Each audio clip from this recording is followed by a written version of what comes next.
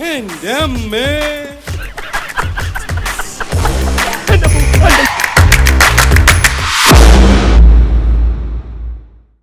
സത്യം പറയാമല്ലോ, ഞാൻ ഇന്നലെയും കൂടി സുമിത്രാമയെ സ്വപ്നം കണ്ടു. എന്നെയോ? എന്താ കാര്യം? അതിപ്പോ കാണാൻ അഴകും ഐശ്വര്യമുള്ള പെണ്ണുങ്ങളെ സ്വപ്നം കാണാൻ പ്രത്യേകിച്ച് എന്തെങ്കിലും കാര്യം വല്ലതും വേണോ? അല്ലേ സേതുമാധവാ? ഞാൻ ചേച്ചി ഒന്ന് കണ്ടിട്ട് വരട്ടെ. അവിടെ ഇരിക്കുന്നേ. കുളി കഴിഞ്ഞാലേ കുറച്ചു നേരം ആരെങ്കിലും ആയിട്ട് കുറച്ച് സംസാരിച്ചുകൊണ്ടിരിക്കണം. എന്നാലേ എനിക്കൊരു ഒരു ഒരു മജ കിട്ടൂ. ഓഹോ, സേതുമാധവാ, കുറച്ചു സമയം നിങ്ങൾ തമ്മിലൊന്ന് സംസാരിക്കും. കുളി കഴിഞ്ഞ് വന്നതല്ലേ, കുറച്ച് മജ കിട്ടിക്കോട്ടെ.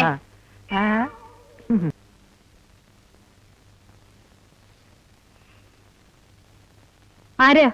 എന്ത് വേണം? അയാളെവിടെ? അയാളെ ഇപ്പൊ ഞങ്ങൾക്ക് വേണം. അയാളോ? അതെ, അയാള് തന്നെ. അയാളെ കൂടെ ഞങ്ങൾ പോകൂ. ആരാ നിങ്ങൾക്ക് വേണ്ടത്? അയാളല്ലേ ആ മറ്റടുത്ത ഗോവിന്ദൻ? മറ്റടുത്ത് ഗോവിന്ദൻ ആശാനെ, ഭജന ഗോവിന്ദൻ. അയാളെ പുറത്തേക്ക് ഇറക്കി വിടുന്നോ അതോ ഞങ്ങളെ അകത്തേക്ക് കടത്തി വിടുന്നോ? ഇപ്പോഴറിയണം. നിങ്ങൾക്ക് എന്താ വേണ്ടത്? ഞങ്ങൾക്ക് രൂപ വേണം. 250 രൂപ. 250. എന്തിന്? ഞാൻ അന്തസ്സായിട്ടൊരു ചീട്ടളി ക്ലബ്ബ് നടത്തുന്നവനാണ്. അന്തസ്സുള്ളവർ മാത്രമേ വന്ന് കളിക്കാറുള്ളൂ. നിങ്ങളുടെ അച്ഛനോട് വന്ന് കളിച്ച് തോറ്റു. കൈ കാശില്ല. അവസാനം ഞങ്ങളുടെ ജാമ്യത്തിലാണ് പോകുന്നത്. എന്നിട്ട് ഇപ്പോൾ അങ്ങോട്ട് കിടക്കത്തുമില്ല, പൈസ കൊടുക്കത്തുമില്ല. ഇന്ന് പൈസ മേടിച്ചിട്ടേ ഞങ്ങൾ പോകൂ. കേരള ആശാനെ, ഇവിടെ വാടാ.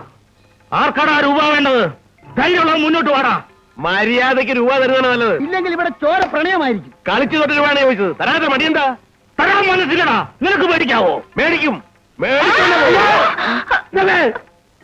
അച്ഛൻ കളിച്ചു തോറ്റോ? തോറ്റു. ഇവര് ജാമ്യം നിന്നോ? നിന്നു. രൂപ കൊടുത്തോ? ഇല്ല.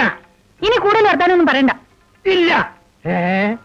250 രൂപയല്ലേ, ഞാൻ തരാം. വേണ്ട മോളെ, ഇത് ചീട്ടുകളിയാണ്. ചിലപ്പോ തോക്കും, ചിലപ്പോ ജയിക്കും. അത് വീട്ടിൽ കയറി ഒന്ന് കത്തി കാണിക്കുന്നത് എവിടുത്തെ മര്യാദയാ? കത്തി കാണിക്കുക മാത്രമല്ല, ചിലപ്പോ ചങ്കിന് കയറ്റി തരുകയും ചെയ്യും. നിങ്ങൾ തമ്മിൽ ഇനി സംസാരിക്കണ്ട. രൂപ ഞാൻ തരാമെന്ന് പറഞ്ഞില്ലേ? എന്റെ മോൾ ഇവിടെ ഉണ്ടായിരുന്നത് നിന്റെ ഒക്കെ ഭാഗ്യമാ. അത് ശരിയാ. അല്ലെങ്കിൽ ശവൻ നോക്കേണ്ടി ആരുടെ? നിന്റെ. അയ്യോ, ഇതാ അങ്ങോട്ട് കൊടുത്തേക്ക്. അത് വേണ്ട. കൊടുക്കാനുള്ളവർക്ക് ഞാൻ കൊടുത്തോളാം. നീ വാടാ. വേണ്ട, അച്ഛൻ എന്തിനു വെളിയിലേക്കൊന്നും പോകണ്ട. ഒന്ന് ചുമ്മാതിരി മോളെ. എന്റെ അച്ഛൻ ഒറ്റ കുത്തിന് 4 ആളെ കൊന്നിട്ടുള്ളവനാ. ഇവന്മാരെന്നെ എന്തോ ചെയ്യാനാ? വേണമെങ്കിൽ വാടാ.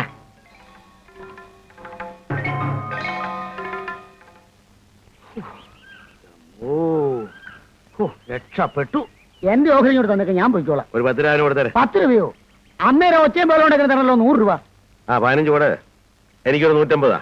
അപ്പൊ എനിക്കോ? എന്റെ മോളുടെ പെട്ടിയിലിരുന്ന രൂപയല്ലേ?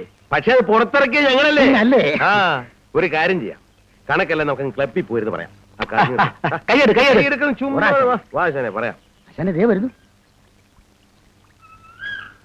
അയ്യോ, നമ്മുടെ മത്തങ്ങ മാധവിയല്ലേ? തെമ്മാടുത്തരം പറയുന്നു. എന്താ അത് മത്തങ്ങ മാധവി അല്ലേ? അയ്യോ, പിന്നെ അത് തന്നെ പറയാതെ. ആശാന്റെ സ്വന്തം സഹോദരിയാ മത്തങ്ങ. അയ്യോ, മത്തങ്ങ നിങ്ങളുടെ സഹോദരിയാണെന്ന് എനിക്കറിയാൻ പാടില്ലായിരുന്നു. എന്റെ പേര് സത്യം.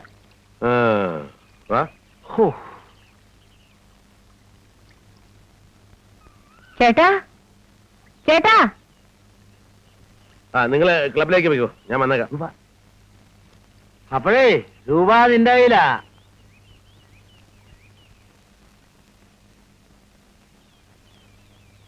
മാധവനെ വിളിച്ചായിരുന്നു. തലയും കുളിച്ച് പോയാ പിന്നെ വിളിക്കാതിരിക്കാൻ ഒക്കുവോ? ചേട്ടൻ എന്താ ഇപ്പൊ വീട്ടിലോട്ട് വരാത്തത്? ക്ലബിൽ നിന്ന് പോയാൽ സമയം കിട്ടണ്ടടി. അവിടെ ഭയങ്കര തിരക്കല്ലേ. ഓ, ചേട്ടന്റെ ഒരു തിരക്ക്. ഈ കയ്യിൽ എന്തോന്ന്? അയ്യോ മാധവ, ഇത് വേറൊരാളുടെ രൂപ. ആരുടെ രൂപ എന്താ ചേട്ടാ? ഞാനല്ലേ എടുക്കുന്നത്. എന്ന് പറഞ്ഞാൽ വേറെ ആവശ്യമുണ്ടെന്ന്. പെണ്ണിന് ഫീസ് കൊടുക്കാനാ ചേട്ടാ. ആ, എന്നാ എടുത്തു. അവിടെ നല്ലപോലെ പഠിക്കാൻ പറഞ്ഞടി. കുടുംബത്തിൽ നിന്ന് ഒരുത്തിയെങ്കിലും കണ്ണു തെളിഞ്ഞ് വരട്ടെ.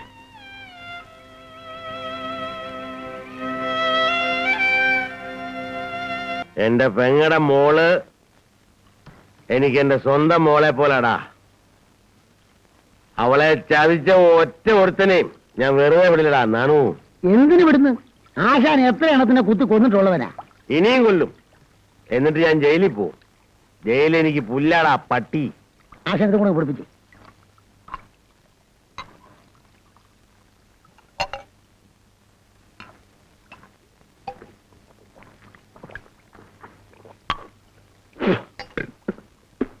ഗോവിന്ദന്റെ മോൻ ഇൻസ്പെക്ടറോട് എന്താടാ പറഞ്ഞത്? എന്റെ അനന്തരവളെ അവൻ കെട്ടത്തില്ലെന്നല്ലേ? എടീ പോളെ, നിന്നെ അവൻ വഞ്ചിക്കുകയായിരുന്നടി. നീ ഒരു പാവായി പോയല്ലോ മോളെ. ആശാനെ ഇതാ നോക്കിക്കേ, ആരാ അവരെന്ന് കണ്ടോ?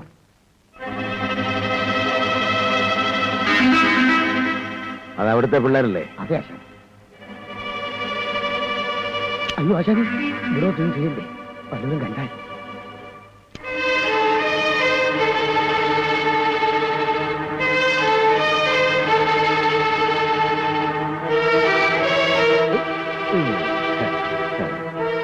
മക്കൾ രണ്ടും കൂടെ അങ്ങോട്ടാ? ഞങ്ങള് മുത്തശ്ശി വിളിക്കാൻ പോവാ. ആ, വഴിയൊക്കെ മക്കൾക്ക് അറിയാവോ? ഞങ്ങൾ ചോദിച്ചു പോവും. എന്നാ ഒരു കാര്യം ചെയ്യാം, ഞങ്ങള് മക്കളെ മുത്തച്ഛനെ വീട്ടിൽ കൊണ്ടാക്കാം. ദാ മോന്റെ കയ്യെ പിടി, മോളുവാ.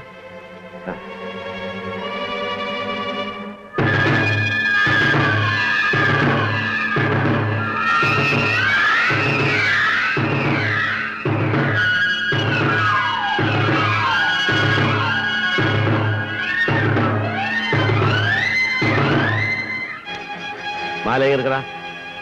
ആശാന്റെ കയ്യിൽ ഇരുന്നാൽ ഒരു കുഴപ്പമില്ല, ആരും കാണാതെ ഞാൻ സൂക്ഷിച്ചോളാം. വേണ്ട, എന്റെ ഈ മടി വീടുള്ളൂ ആശാനെ. എടുക്കാനല്ലേ പറഞ്ഞു?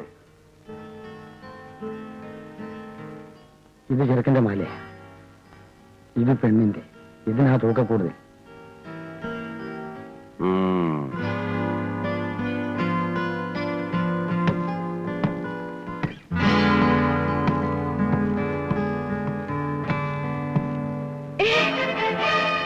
ചേട്ടൻ ഇത്ര ദുഷ്ടനാണോ? ആ കുഞ്ഞുങ്ങളെ എന്തിനാണ് ചേട്ടൻ? അതെന്റെ കാര്യം. ദാ ഈ മാല വെച്ചേക്കും. ഇതെനിക്ക് വേണ്ട. ആ മഹാഭാരതത്തിന്റെ പങ്ക് എനിക്ക് വേണ്ട. വേണ്ടെങ്കിൽ വേണ്ട, കളയാൻ നോക്കുവോ? പൊന്നല്ലേ? ചുരുക്കി പറഞ്ഞാൽ നിനക്ക് നല്ലൊരു ജോലിക്കാരി പെണ്ണിനെ കൊടുത്തരാൻ പറ്റില്ല അല്ലേ? എന്നില്ല, ഞാൻ പലയിടത്തും ജോലിക്കാരികളെ കൊണ്ടുവന്ന് കൊടുത്തിട്ടുണ്ട്. അവരൊക്കെ അവിടെ ജോലി ചെയ്ത് ജീവിക്കുന്നുണ്ട്. പക്ഷേ അതിനിടയ്ക്ക് എന്തോന്നൊരു പക്ഷേ. ഞാനൊരു കാര്യം ചോദിച്ചോട്ടെ, സാറിനൊരു കല്യാണം കഴിച്ചൂടെ? കല്യാണോ? നടപ്പുള്ള കാര്യാണോ? പിന്നെ പറ്റിയൊരുത്തെ ഞാൻ കണ്ടുവച്ചിട്ടുണ്ട്. അവൾ സമ്മതിച്ചോ? പെണ്ണിനെ കൊണ്ട് സമ്മതിപ്പിക്കുന്ന കാര്യം ഞാൻ ഏറ്റു. സാറിന് സമ്മതമാണോ? എന്തോ പ്രായം വരും.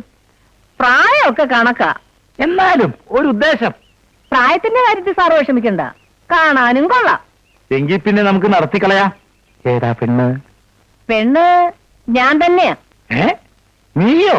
അതെ, സാറിനെ ഞാൻ സഹിച്ചാ മതിയല്ലോ. കൊണ്ടുവന്ന് നിർത്തുന്ന പെൺപിള്ളാർക്ക് വീട്ടുജോലിയെങ്കിലും ചെയ്ത് ജീവിക്കാമല്ലോ. നീ എന്നൊന്ന് വാരിയതാണല്ലേ. നിന്നെ ഞാൻ എടുത്തോളാം. ഇപ്പൊ തന്നെ എടുത്തോന്നാ പറഞ്ഞത്. കൂട്ടത്തിൽ പോരട്ടെ? എടി എടി എടി എടി, ആട്ടെ കടിച്ച് മാട്ടെ കടിച്ച് എന്തപ്പനാടത്തെ പിടിച്ച് കടിക്കരുത് കേട്ടോ. അയ്യാ. ഇനിയുള്ള കാലം ഈശ്വര സേവയുമായി കഴിയാനാണ് എന്റെ തീരുമാനം. ഉപകാരം, വീട്ടുജോലിക്ക് ഇനി പെൺപിള്ളാരെ നിർത്താവല്ലോ. അതെ. ശവത്തിൽ കുത്താതെ മകളെ, നാം നേരെ ഹിമാലയത്തിലേക്ക് പോവുകയാണ്. അവിടുന്ന് നേരെ സ്വർഗത്തിലേക്ക് പോകാമല്ലോ. നിങ്ങളെല്ലാവരെയും ഈശ്വരൻ അനുഗ്രഹിക്കട്ടെ, എന്നെയും. മാറി നിൽക്കൂ. ഭജഗോവിന്ദം ഭജഗോവിന്ദം ഗോവിന്ദം ഭജ മൂഢമതേ ഹൊയ്.